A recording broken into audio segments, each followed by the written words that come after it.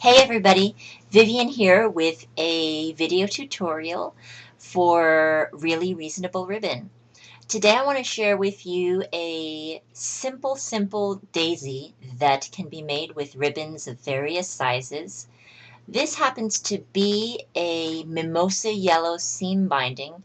I'm really in love with the seam binding that's available at Really Reasonable Ribbon. It's very soft and pliable and easy to handle, and when you make bows or folds of ribbon, as I've done on the straight sections of this beribboned card, they fold in a very natural, pleasing, easy way, and the bows are not difficult to get into the right shape. I don't know if you guys are familiar with ribbon work, but I feel like ribbon work is becoming a lost art, and people want their embellishments fast, cheap, and easy, and so you end up picking up a lot of them that are manufactured in China. Um, and I think it's really important not to lose these traditions. So I'm making an effort to teach myself how to make some basic embellishments. And there are lots of books available on Amazon.com if you just type in ribbon work. And I think if your recipient is aware of how much love and effort goes into making these embellishments, it will really make a difference. I had a really good time making this one, and I'm making a commitment to learn bit by bit how to make these things, so eventually maybe I can make like a spray of blooms and leaves. I don't know if you heard that. That was my little rat dog crying because having a little fit because she wanted to sit on my lap. Anyway, eventually, just with baby steps of learning this embellishment and that embellishment over time, hopefully I'll be able to make a nice, beautiful spray to embellish, let's say, a beautiful dress in the future. If you've been following my projects in the various locales in the ether, you're also aware that I've been using my distress inks in everything. I've been having so much fun with them, and because they react with water, I've been spritzing water all over. So I'm going to share with you the different colors that I used and the basic easy techniques to create this really luminous background that went well with my mimosa yellow seam binding embellishment. So let's start off with the background.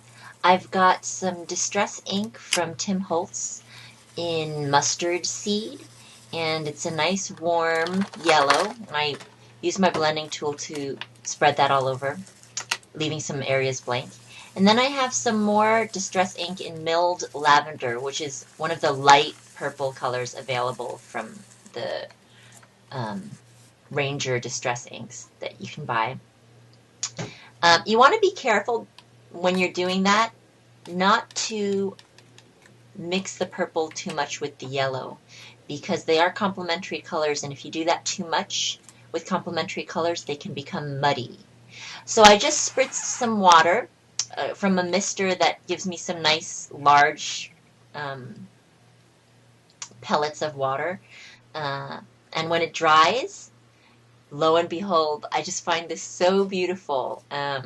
So I've been doing it on everything. For those of you guys who follow me, I hope you're not bored. But this is how I tend to work. I'll get really into something and do it a lot before I move on to something else. So that is a Hampton Art stamp. It's I think it's called Distress Words. It's a woodblock stamp from Hampton Art and Seven Gypsies, PS 0680. And I'm starting to use it a lot. Not quite as much as I use the Distress Dots. So I'm stamping it with, I believe, some more milled lavender. And I made sure to just wipe away the ink from the edges of the stamp because I don't want any straight edges. And then I went in on the rest of the tag with some dusty Concord, which is a much deeper shade of purple. There's another color that became available this summer. It's called Seedless Preserves, which is also quite intense and a little bit brighter than the Dusty Concord. Because these are complementary colors, I think the yellow makes the purple look more purple, and the purple makes the yellow look more yellow. Like they brighten each other. So the seam binding, I did, I believe, 9 cuts of seam binding at 3 inches. And then I just tied a little knot right in the middle. And as you tighten the knot, you just want to make sure to get that knot as close to the center as you possibly can. And you join, later on you're going to join the ends. So you're going to do that with all your pieces. My advice for those of you who are not that skilled with your fingers, like it's really hard for you to handle tiny things, to make that a little bit longer. Because I have really tiny fingers and I'm used to working on a very small scale, so I was able to manage that length.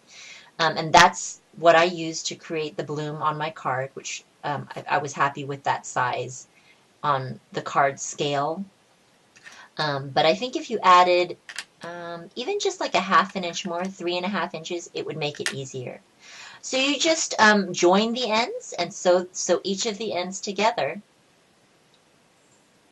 And I think if you were to do several of these on a purse or some other accoutrement or accessory, or even, on a shirt, it would look really, really pretty. If you did a bunch of them with some hand-sewn leaves as well, it would be a really unique item.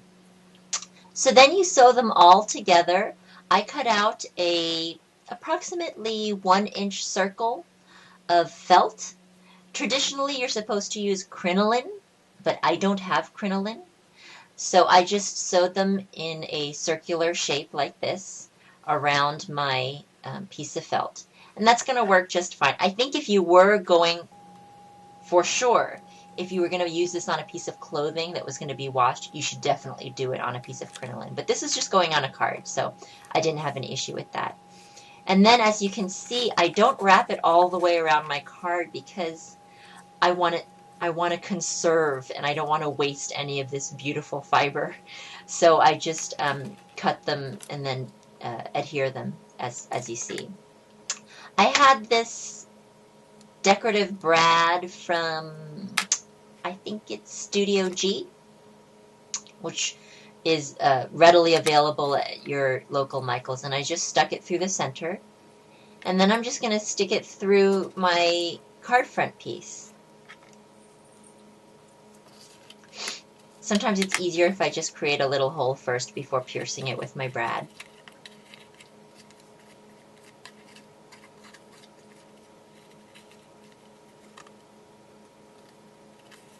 And there you have it.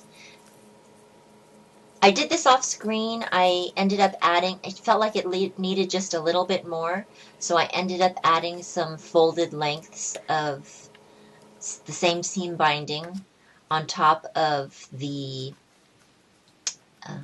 cross section that I've got going on to create a little bit more texture and interest on the card front. And I think I'm going to send this to my mama because I love her so much. A friend that I met through YouTube, Val, voiced some guilt to me recently after she purchased a bunch of Poppin' Cuts dies and inserts. And those are all for card making. And my logic is, if you're going to be making cards for loved ones, same goes for the ribbon that you can get at really reasonable ribbon. I don't think you should have any guilt at all because you are sending out tons of positive energy out into the universe and making someone really happy with a handmade card. Anyway, that's what I have to share for today. Thank you so much for watching, and I hope you'll be back soon for more videos. If you haven't gotten enough inspiration from my channel, Contadina K, come visit me on my blog. That's contadinak.wordpress.com. Thanks again. Bye.